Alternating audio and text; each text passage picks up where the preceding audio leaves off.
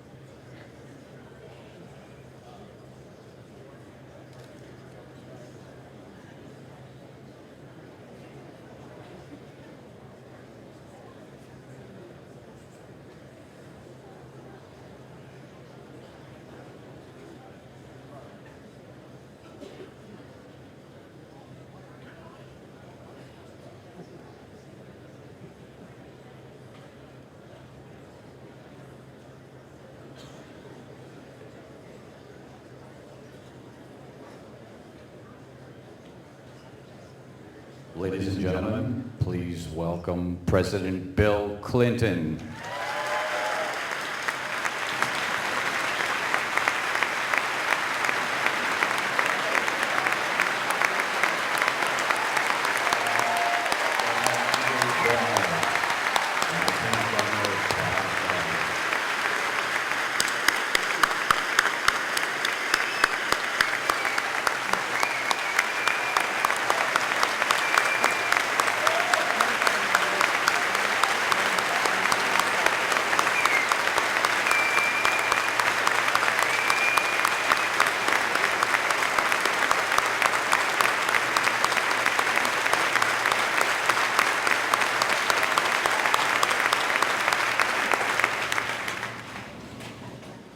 Once again, good afternoon. On behalf of Governor Cuomo, I want to again welcome you all to the New York State Open for Business statewide conference, and also officially welcome President Clinton who's here with us today and will be speaking with us in a few minutes.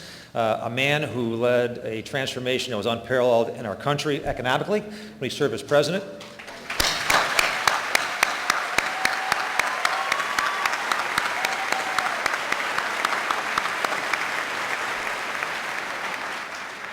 But first, I'm honored to introduce a man who is leading that same transformation here in New York State. A governor who this morning announced $4.4 billion in investment in New York State, a project that will either retain or bring close to 7,000 jobs to New York State. And the last...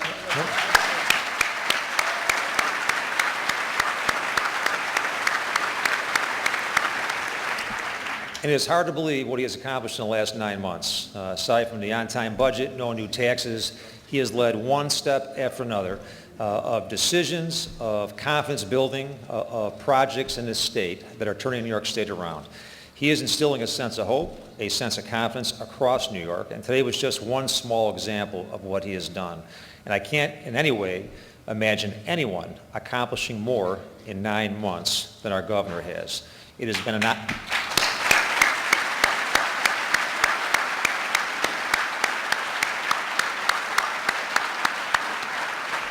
The statewide regional councils, which are well represented today, were really were birthed when President Clinton was in office and Governor Cuomo was the HUD secretary. And you had a sense from that day forward and coming to where we are today, we're in the midst of tremendous change. And I'll close by saying this. On our lapels, anyone who works for the governor, we have a pin. It's a pin that we wear on our jackets, we wear every day, we wear with pride.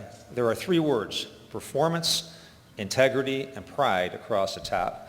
At the bottom, I work for the people. Governor Cuomo has not just put those out as words. That is what he has lived by in the last 9 months. That is what he has created across the state. We are proud to wear this because he has turned these words into actions. It is such an honor and a privilege to be here. And today I had to choose between 2 very powerful people. Today is my 26th wedding anniversary, and I chose between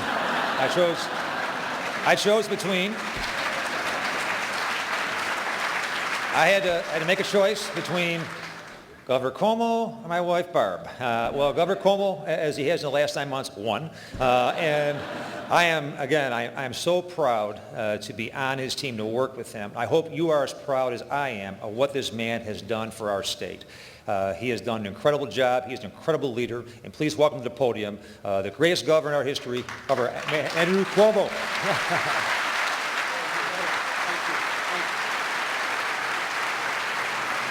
Thank you. Thank you. Thank you. Thank you. Thank you. Thank you. Thank you. Thank you. Thank you. Thank you very much.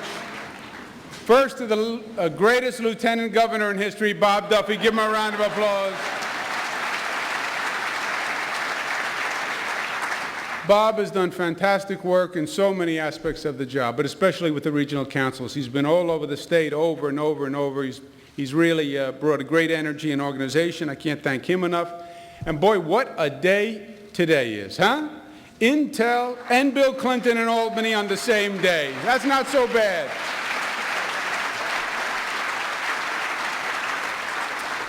This is really a special treat for me, and a personal treat for me. I had 2 great mentors teaching me about government. One was a fellow named Mario Cuomo,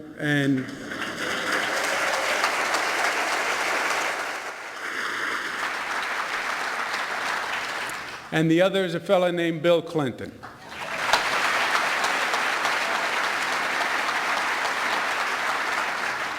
Just about 20 years ago, believe it or not, I went down to serve on the Clinton-Gore Transition Committee. I went down for what was supposed to be a weekend. And I got caught up in the transition, and one thing, yeah? It's a long weekend. Went on for 8 years that weekend. But I started on the transition. I was so excited by the energy that was going on at the time. And then I was fortunate enough to be appointed Assistant Secretary of HUD by President Bill Clinton, and then the second administration Secretary of HUD. And I tell you, I learned so much during those 8 years. First, I think that's where I picked up my Southern accent, was during those 8 years. And I learned some classic expressions that I had not heard up here in New York. I use them all the time now, Mr. President, I want you to know. That dog won't hunt. I love it. It's a beauty. You can use it so many times a day. Bob Nash taught me a great one. If you see a turtle on top of a fence post, you know it didn't get there on its own. That's a beauty, isn't it? I used that during the budget with Shelley Silver. He gave me some dirty look. Also, Mr. President, if you listen closely to the slogan we use here, you may hear echoes of the slogan that you used. We say, in New York, it's the economy, stupid.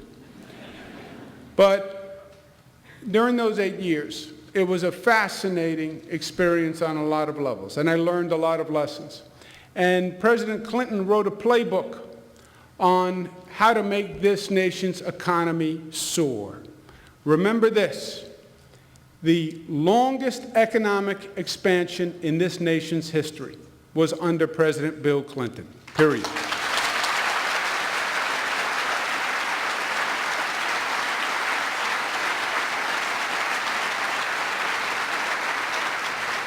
Lowest unemployment rate in 30 years, lowest poverty rate in 20 years under Bill Clinton.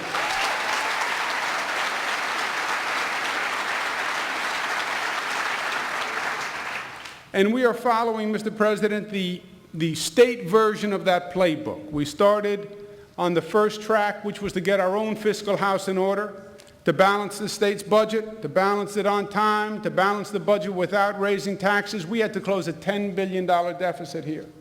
And we closed that $10 billion deficit by making government work better, more efficiency, more effectiveness, and without going to the taxpayer to raise taxes and chase more taxpayers from this state.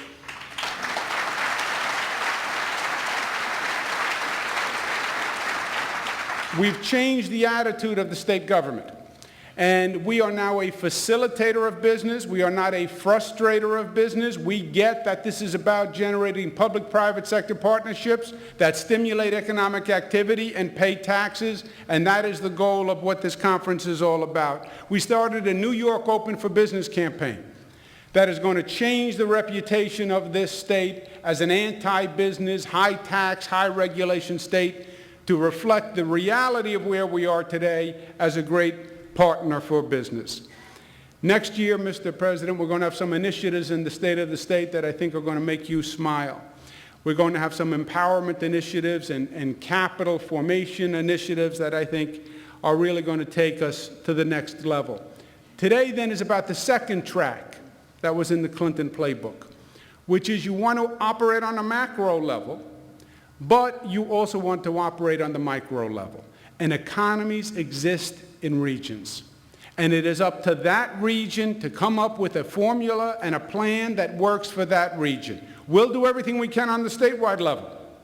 But you need to be doing what you need to do on the regional level, sustainable economic development and public-private sector partnerships that start on the bottom and work their way up. And that's what today is all about. But most of all, Mr. President, I think what you showed this nation was that government could be a vehicle for change, and government could be a vehicle for positive change, which meant that we can believe in ourselves, and we can believe in our capacity.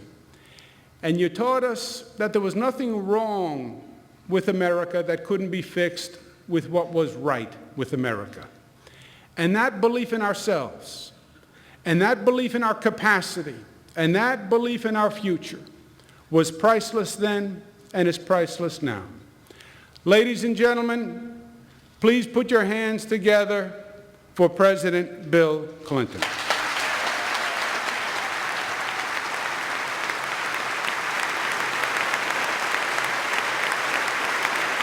you.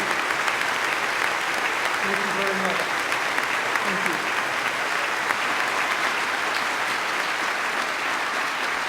Thank you. Thank you, ladies and gentlemen. Thank you. First of all, I want to thank you for your warm welcome and for the work you're engaged in. I thank Mayor Jerry Jennings. I'm always glad to have another opportunity to come to this city, which I first visited almost 25 years ago when I was invited to a New York education conference. And I remember I went out running in the streets in the morning, and I saw these amazing contrasts, all these wonderful old houses and neighborhoods, and against the contrast of the New York state government on the Hill. Thank you, Lieutenant Governor Duffy, and thanks for what you did when you were a mayor, too. And to Governor Cuomo, let me say, it's sort of an emotional time for me. He was saying it was nearly 20 years ago. This weekend, my family and I are going home to Arkansas, and we've invited everybody who was in our administration and in the 1992 campaign there. It was 20 years ago, October 3rd, when I announced for president. I can't believe it. And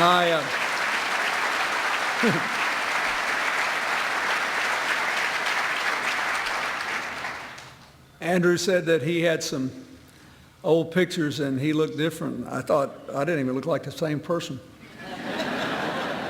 Most of my life I was the youngest person doing whatever I was doing. One day I woke up, I was the oldest man in every room. I couldn't figure out what happened.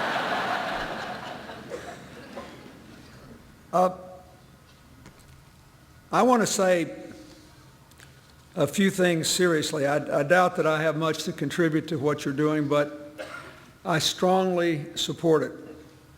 I think that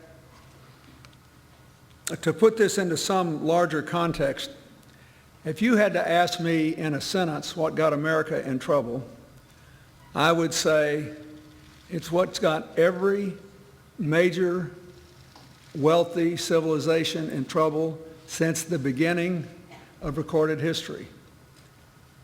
We rested on our laurels and we got too interested in the present and we lost our commitment to the future. And no one is blameless in this, nor is any one single force to blame.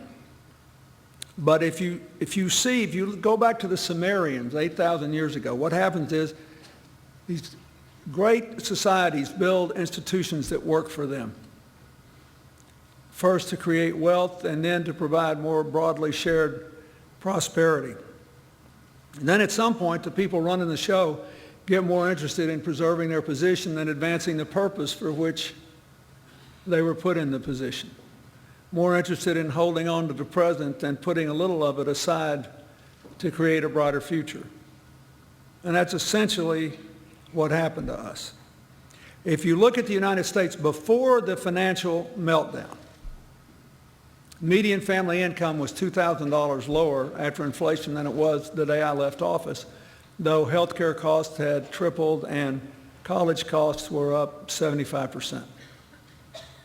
They doubled, excuse me. And all of our growth was concentrated in housing, finance, and consumer spending. And if you think about it, all three of them are inherently self-limiting, and they depend upon increasingly large amounts of debt. Families never got a pay raise, so they just took on more debt. As long as their house was going up in value, it worked fine. Finance, the people in finance, to make money, you have to make deals. If there are no deals creating new businesses or expanding existing ones, going public so you can hire 10,000 more people and open new plants or whatever, then the deals just become essentially glorified gambling exercises. They make money for the people in finance. It was great for us in New York City, but it doesn't create many jobs. And then sooner or later, when all the bubbles burst, you have the consequences that we face today. I think all this has been grossly aggravated by the national debate being dominated for the last 30 years over the issue of whether government is the problem. And all of our politics have been basically force-fed through this narrow channel that whatever the matter is, it's government's fault. There's no such thing as a good program or a bad program cut, a good regulation or a bad deregulation, a good tax or a bad tax cut. Here's the problem with that. Your presence shows it. There's not a single example on the planet of a successful country with a growing income and a growing job base that doesn't have both a strong economy and an effective government working together on a coordinated economic strategy to create shared prosperity. There just isn't. Now, some cultures have different values than ours. Some aren't as wealthy as we are and don't do as much as we should do to support people in their later years or people with health care, people with whatever. But when you look at it that way, you never ask the right questions. If you don't ask the right questions, you can't get the right answers. You may not get the right answers if you ask the right questions, but at least you got a shot. So the first thing I want to say is this is about asking the right questions. These regional economic groups you set up, the discipline, the thinking you've had to undergo to ask yourself, what are our problems and what are our assets and how can we develop the economy? How can we maximize our partnership with government? How much government do we need and what's the best way to pay for it? And if we got more than we need, how do we get rid of it without hurting people unnecessarily? That's the kind of thing that the governor and the legislature did on a bipartisan basis in getting rid of your debt. And I can't tell you how important I think it is. I travel all over America and all over the world, and the confidence people have in New York outside this state has exploded just because the government did its job. They showed up, passed the budget on time, didn't raise taxes. It's an amazing, amazing thing for you. Now,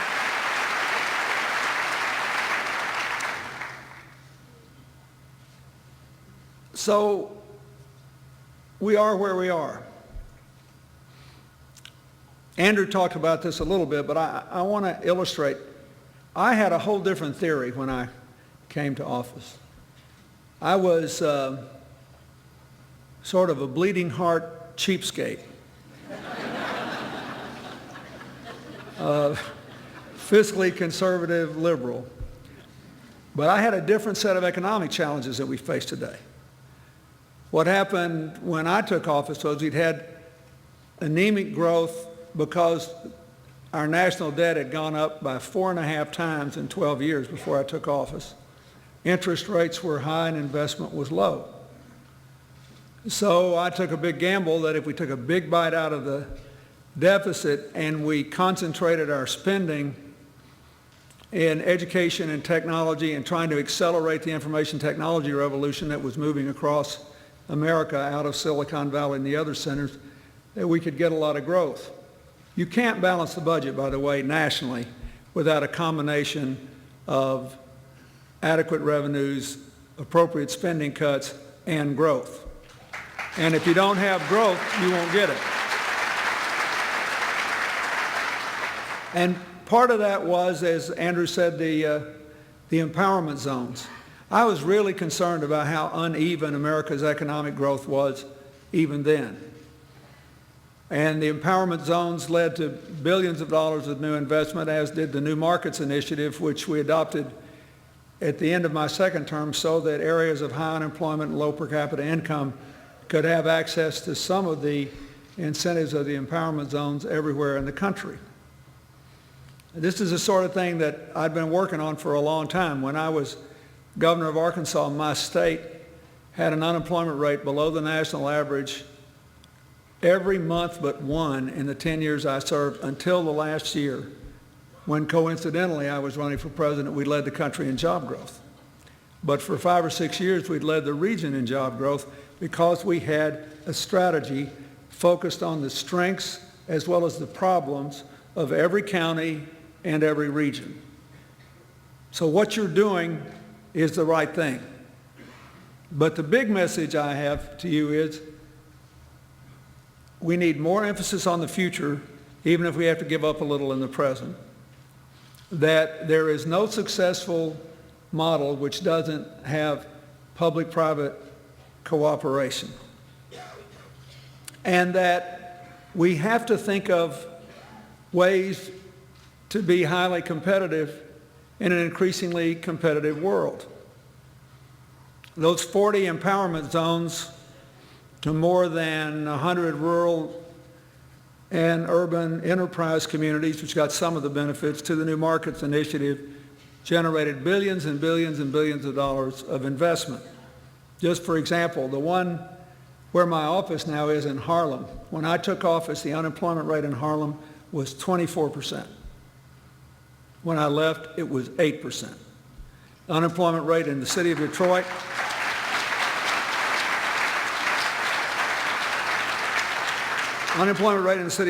was 8%. When I left, it was 4%. It's not there anymore, but it can be again. And most importantly, if you focus on generating jobs, you get over a lot of this wage stagnation that is killing people. In the second term I served, 97 to January 2001, the only period since 1980 when the incomes of the bottom 20% of working families in percentage terms rose as much as the top 20%. And that's really important. So, let's talk about some specifics. And I'll just give you some ideas, none of which will be new to you, but I think they're important. First of all this debate in Washington about whether climate change is real or not is beside the point for the purpose you're here. 97% of the scientists think it is. 3% think it isn't. One of those who thought it wasn't was a man named Muller, a distinguished physicist at the University of California at Berkeley. So the new Tea Party group called him to testify before a committee in Washington because he had been funded to check the temperature. And he had a very interesting theory that I thought was credible. He said, we may be overestimating this global warming problem because too many of these temperature checkpoints are in or near urban areas which are always hotter than rural ones. And it's true. You know, I live in Chappaqua. Every time I drive to New York City, it's 10 degrees warmer. All of us bumping up against one another and generating heat drives it up. So the fellow did 1.6 billion temperature assessments with this project at Berkeley. And he goes to testify before the committee, and he's been funded by all the deniers, and they knew what he was going to say, and instead he said, I have to tell you, I checked this 9 ways from Sunday, 1.6 billion different checkpoints, and they're right. The world is warming at an unsustainable rate, and we're causing it. you could have heard a pin drop. Now, so my theory is why take a chance?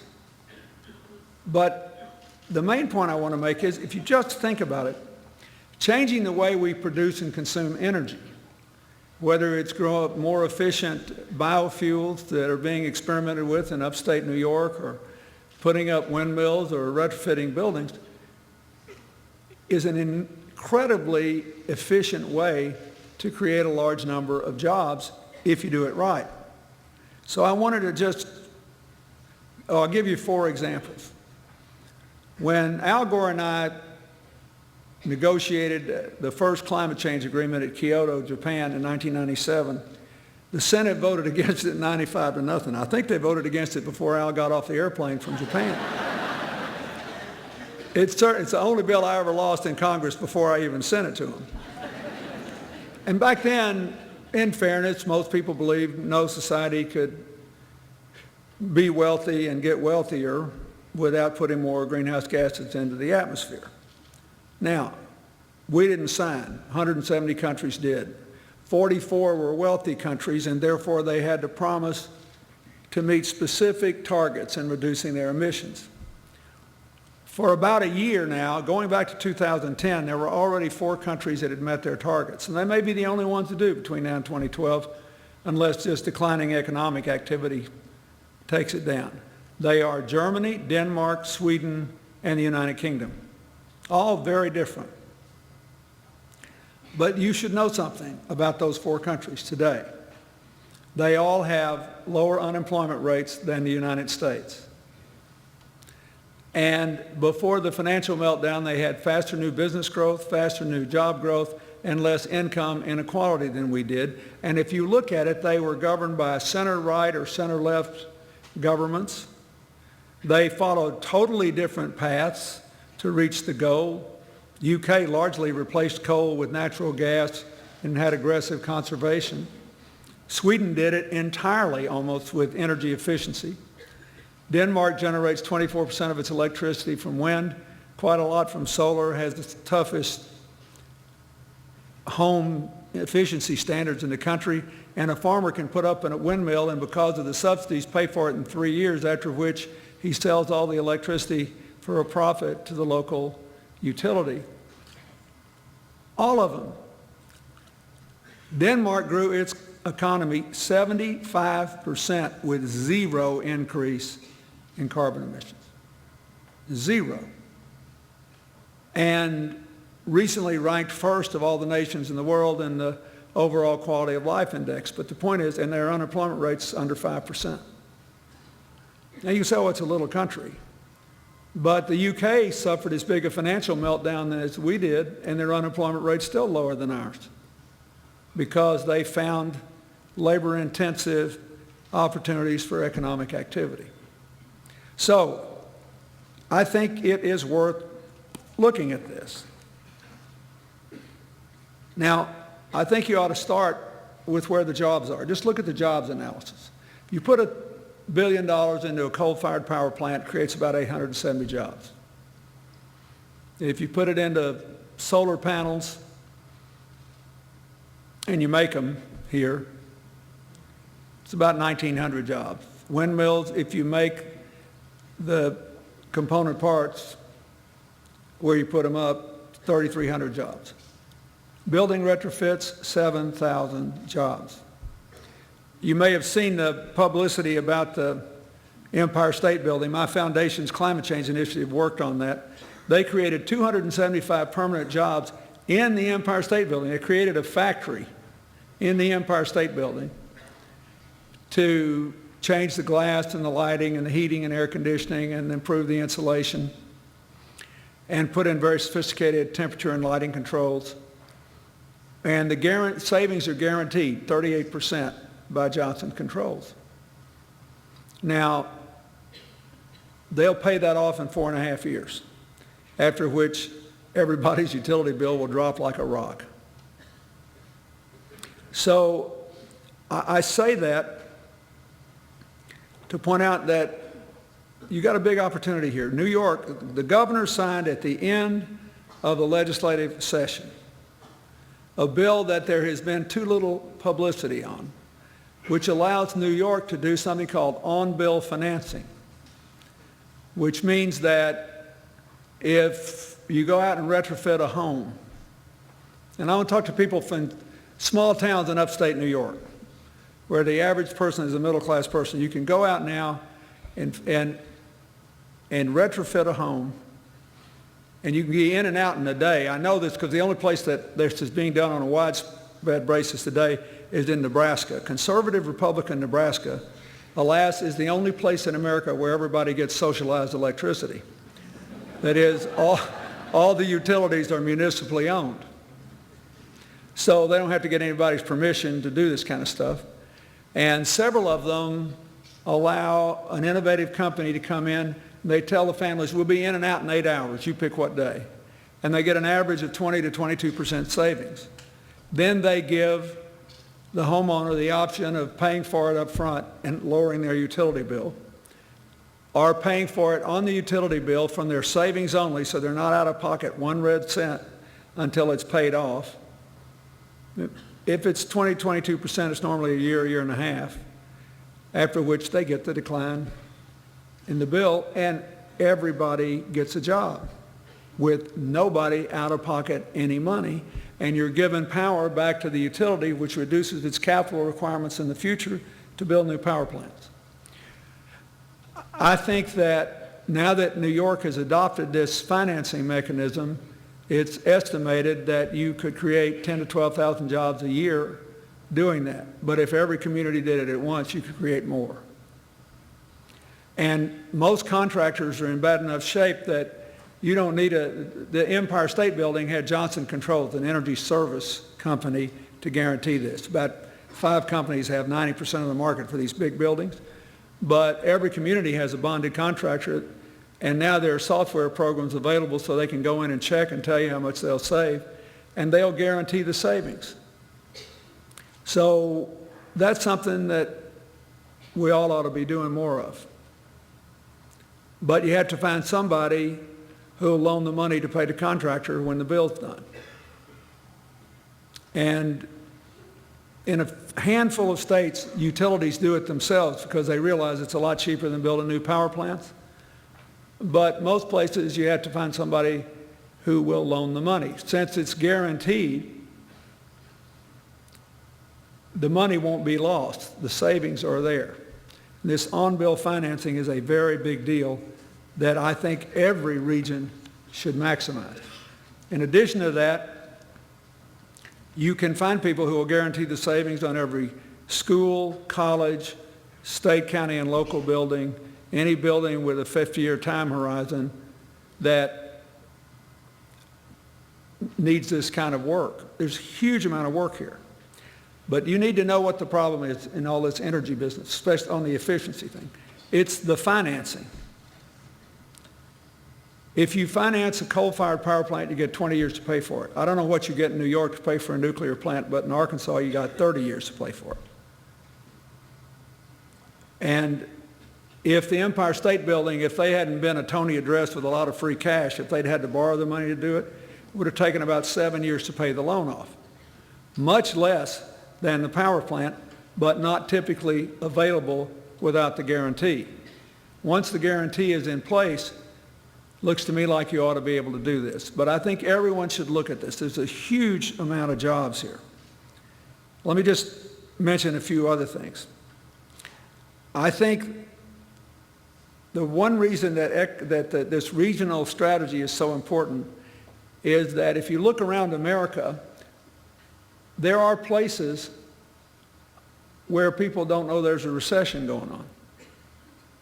There are places where unemployment is not high. There are places where housing values have not collapsed. And this is a big deal. 75% of American families have almost all their wealth tied to housing. It's one of the reasons this housing decline has been so devastating. But let's just talk about a few of them. Economic clusters work.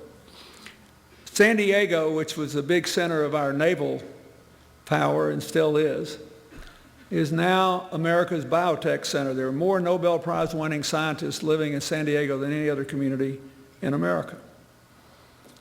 And it's because of the cooperation between the private sector companies, the government investment, the local government's work, and even private foundations investing this, and the universities there training people to do this work. Orlando, which most of us think of, at least those of us who are parents, as Disney World,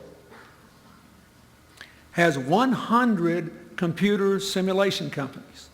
100. All the way from very big defense contractors to new startups. Why? Because the Defense Department spends $5 billion there every year. And the Defense Department and NASA, because it's close to Cape Canaveral.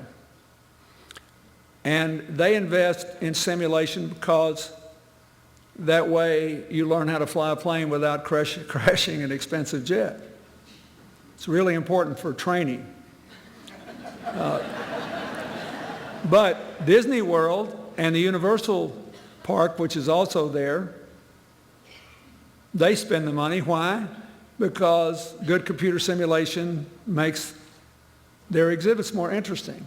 And Global Entertainment's Arts Sports Video Game Center is there. Why? Because they need simulation to get better and better, so all of us who play sports video games look like we have serious cases of attention deficit disorder and we're hyped up all the time. So these three things go together with the University of Central Florida, which is the largest unknown university in America. It has 53,000 students. And they train people to do this work, and they hire people on the faculty who develop new discoveries to improve the functioning of all the simulation, and then they do technology transfer to the companies. I could give you lots of other examples, but the best example in New York is probably Corning Glass, which has its own labs and a big support system, and has kept jobs in New York through thick and thin, even though it's a global company, and recently hit the jackpot with something called Gorilla Glass. You all know what that is? If you have an old cell phone like I did until it died on me during Hurricane Irene, it had a plastic cover and they were always cracking, right? So if you didn't want to give up your cell phone, you just carried around the cracks. In the 70s, Corning developed Gorilla Glass to be in shatterproof windshields in cars. And then the federal government pointed out that if the glass is completely shatterproof, it will break the neck of every person who hits it. And so what looked to be a drastic advance in savings turned out to be, in life-saving, turned out to be not such a good deal. So this sat on the shelf for a long time. And then somebody figured out that if you put Gorilla Glass in cell phones instead of the plastic, it would never shatter. And all of a sudden, all over the world, people want New York developed, New York made Gorilla Glass for cell phones. And I think it's really important for us to look at what's working. And it's not all high-tech stuff, but there are high-tech things that can be done everywhere. You have my friend Shirley Jackson here, who's done great work at Rensselaer. You have the work that's been done here in Albany on nanotechnology. Pittsburgh has decided to trade being the city of steel to try to become the nanotechnology center of America for the future. I wouldn't let them have it without competition. There's plenty of work for Albany and Pittsburgh.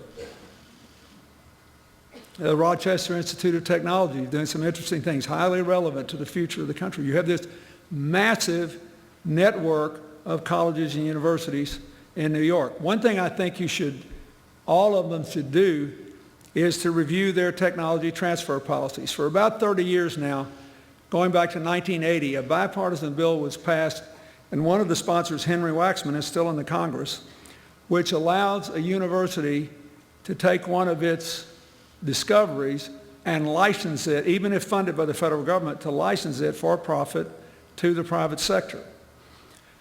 I have a young cousin who does this work for Texas A&M, And he talks to me all the time about it. It's really interesting stuff. Schools are getting better and better at this, but there aren't really very many uniform policies. MIT has a very interesting policy, which I think is worth studying. They don't ever take any money because they're trying to create as many businesses and jobs. They just take ownership in the company. If it fails, they transfer it for nothing. If it succeeds, they can make a killing. But they are lowering the cost of startups, which is a very big deal.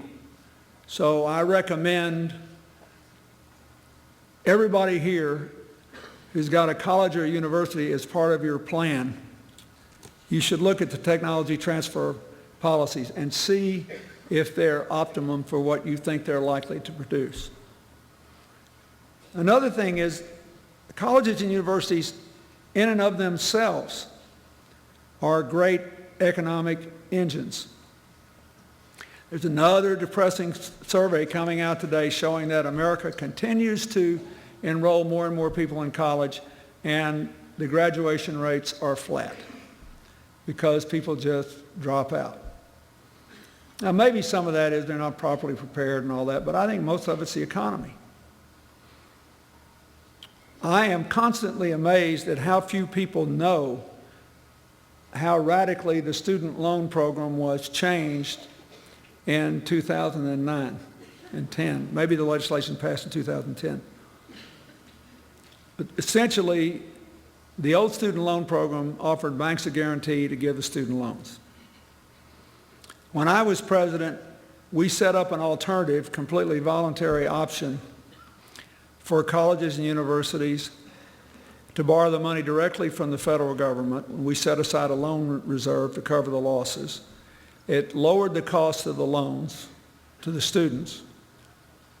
But most importantly, it allowed every student to pay their loans back over a longer period of time as a small fixed percentage of their income. This is a really big deal. The average medical student graduates with $200,000 in debt. That's why so few of them can afford to be family practitioners. Just in the voluntary sector, when we did it, the students saved $4 billion in $9 billion in loan replacement costs, but the taxpayers saved $4 billion because once young people could pay their loans back, they did. Most people understand they ought to pay for their college education. So when I left office and the anti-government fervor took over again, they got rid of that with predictable results. We went from number 1 in the world in college graduation rate in 1995 to, depending on which survey you look at, either 12th or 15th in the world this year. That is a prescription for disaster. It's also costing New York communities money and jobs. When people drop out of school, that's money that's not flowing into the colleges and universities, not flowing into the communities, not supporting good jobs of people with good educations who can contribute to your economy in other ways. So this is a little simple thing.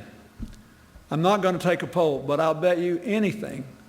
Well, let me tell you what the new law does. The new law basically sets up on a national basis what we did on an optional basis.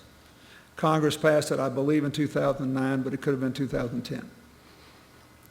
And essentially, everyone who graduates has the absolute right to pay that loan back for up to 20 years as a fixed percentage of their income. Now, think what that means for New York. It means that if a bright young person graduates and would like to spend 4 or 5 years as a teacher and says, but I have too much debt, I can't live on a teacher's salary, they can now. If you want to be a nurse or a police officer or a fireman, you can do that. If you think, well, I'd like to go to graduate school and get an MBA, or I'd like to go into some scientific field, but I just can't afford it, yes, you can now. And you will always, no one ever has to drop out of school again, ever, because of the cost. So one thing I would do, if I were in your business, I would make sure 100% of the students completely understand this and know it now, and their families. You just don't have to worry about this anymore. We got a huge stake in this.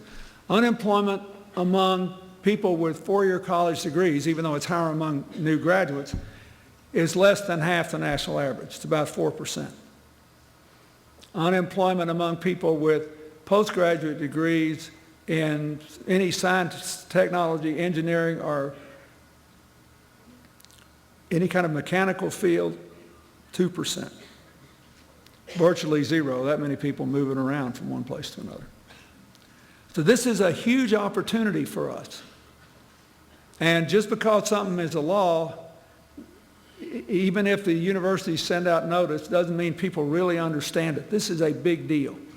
And since I think one of the great assets of New York State, all over the state, are all these institutions of higher education, it is imperative that 100% of the students and the students you want to recruit understand this now. And there needs to be an aggressive effort to stop this dropout rate. This is killing us. We cannot revive the American economy, and you cannot maximize the impact of this amazing $4 billion commitment by IBM and Global Foundries and TSMC and Samsung if we don't turn out the minds to do the job. So I think it's a simple little thing that you can do that might move New York and your region ahead in the race for new jobs. One other little piece of advice that I have. We have a goal in America now to double exports. And it sounds easy, but we're not going to be able to double exports unless we get more small business involved. There are Commerce Department programs designed to help that. Hillary has done everything she could to turn the State Department's commercial offices and the embassies into export machines, but we need a feed-in system. And there needs to be a comprehensive inventory of everything every smaller business and smaller manufacturer does in New York to see whether it could be involved in exports. One of the reasons that the German unemployment rate is 2% lower than ours, even though their wages are higher than ours for factory work, is that they relentlessly concentrate on high-end manufacturing exports. They got back into the Chinese market, for example, after this meltdown way faster than we did. And they do it with a lot of small businesses because they have a system that supports that. It begins with you. You might look and see what North Carolina is doing on that. They are really working hard now trying to set up regional centers so that every part of the state can be aggressively involved in exporting. The other thing I'd say, that this is a fun one, but I think if you know something is about to come into high demand that could be produced in your area, you may wind up having a market almost to yourself. I'll give you just one example. In Europe, where they have a cap and trade law which requires them to reduce carbon emissions, they can't afford to close all their coal-fired power plants. And no matter how fast they're going into wind and solar, they can't get there quick enough.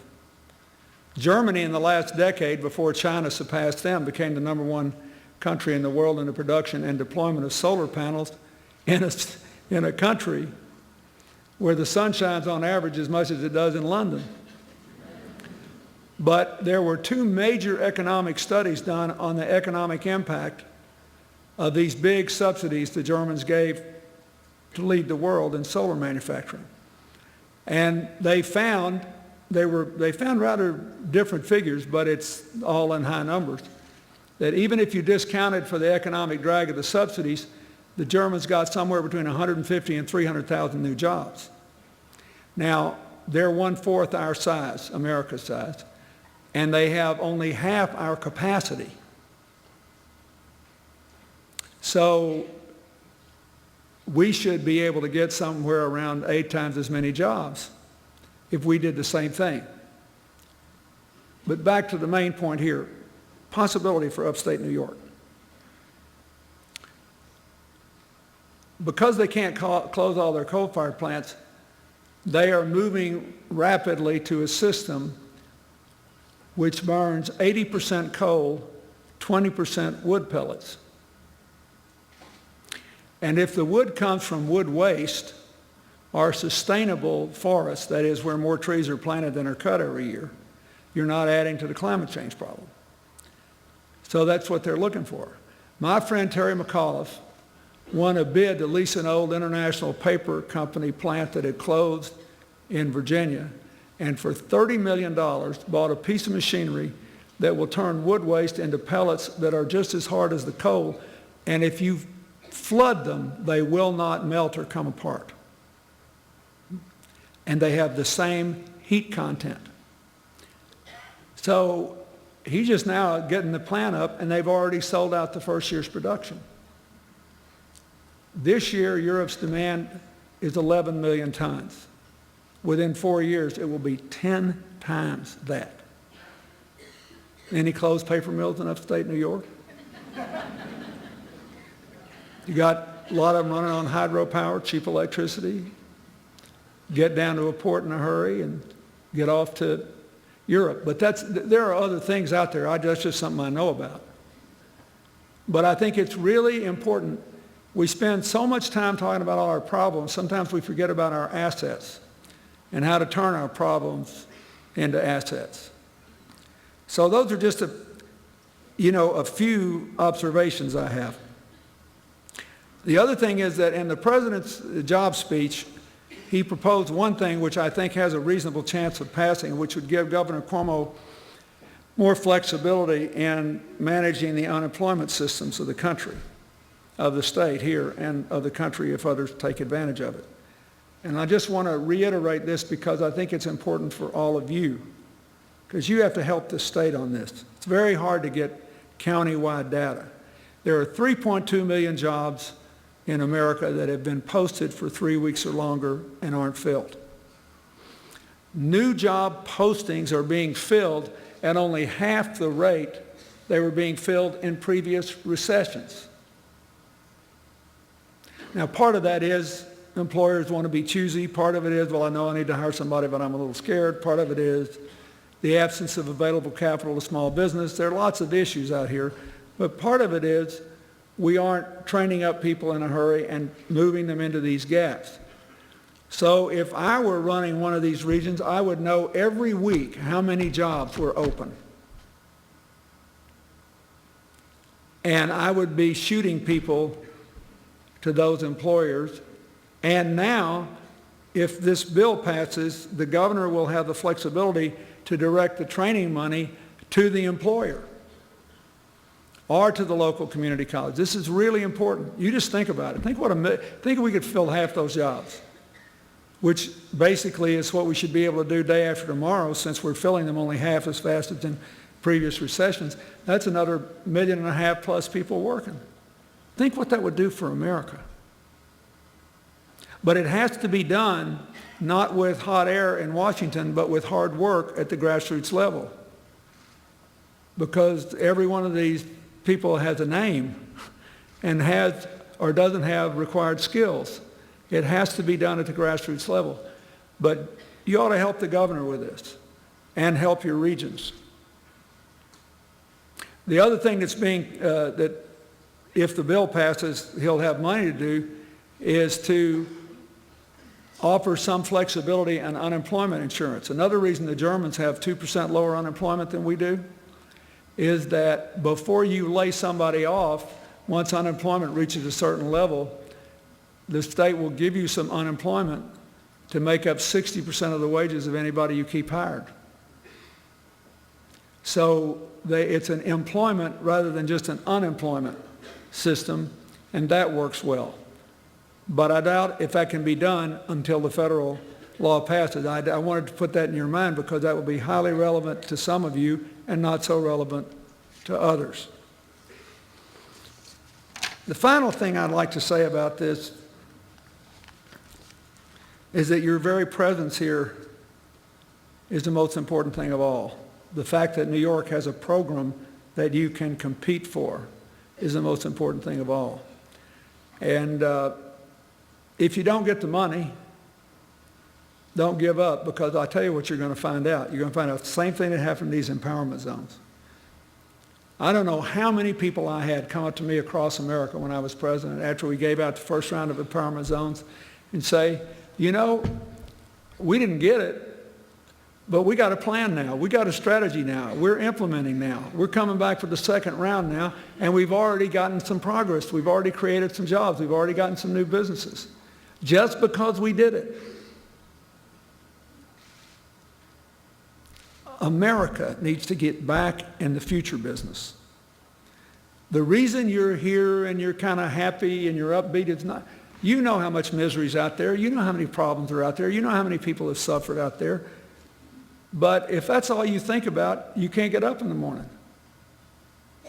We have to look at this as an opportunity to retool our country for the 21st century. We took a huge detour for 8 years, and we had an amazing crash as a result of it. Amazing, and now we got to rebuild it. And wait a minute. And everybody's got to contribute. And on the government side, while it's true that tax cuts and big spending combined created this huge debt problem we've got, going forward, I want to say to the Democrats in the audience, the big debt problem is going to be caused by the retirement of the baby boomers and the explosion of health care costs. So we all have to contribute here. If you care about the future of this country, we cannot continue to spend what we're doing today. Today we spend $850 billion a year more than we would spend if we had any other country's health system. We don't necessarily get better results. So I do want to see the Republicans move. I think there's a real need for a conservative perspective in a lot of these areas. So I want bipartisan debates here. I just don't think this blanket no new taxes, no new regulation, no new nothing thing works very well. For example, this new regulation to increase car mileage to 54.5 miles a gallon. Did you all see that? I'm surprised you saw it because there was no conflict. It was just a one-day story since nobody was calling anybody a name.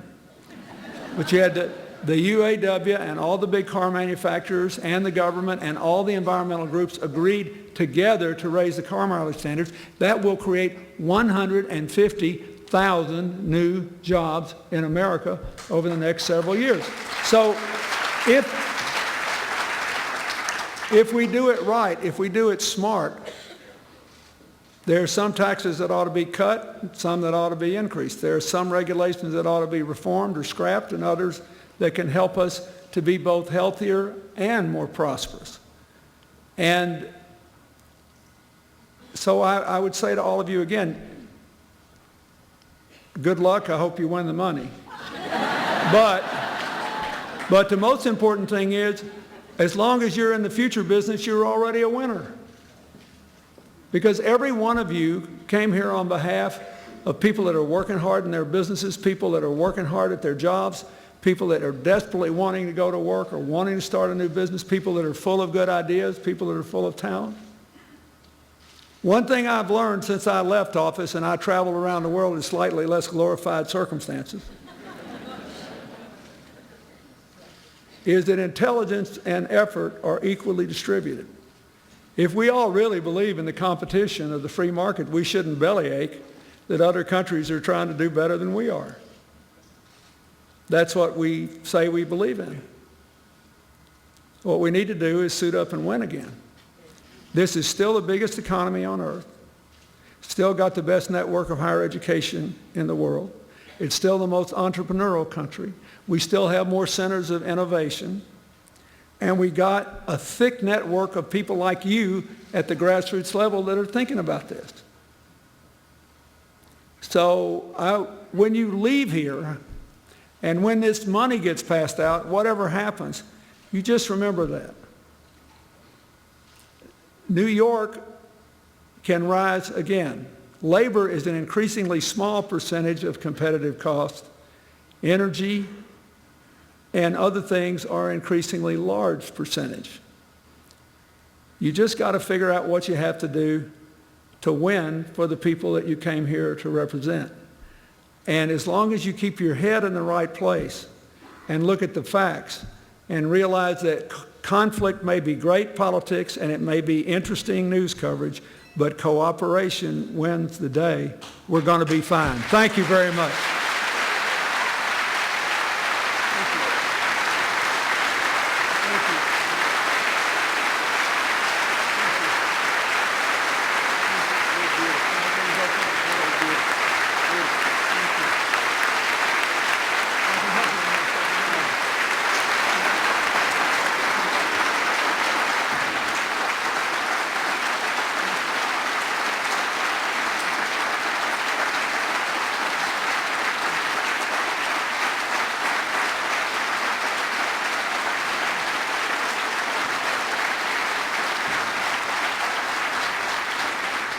How lucky are we that he's a New Yorker? One more round of applause, President William Jefferson Clinton.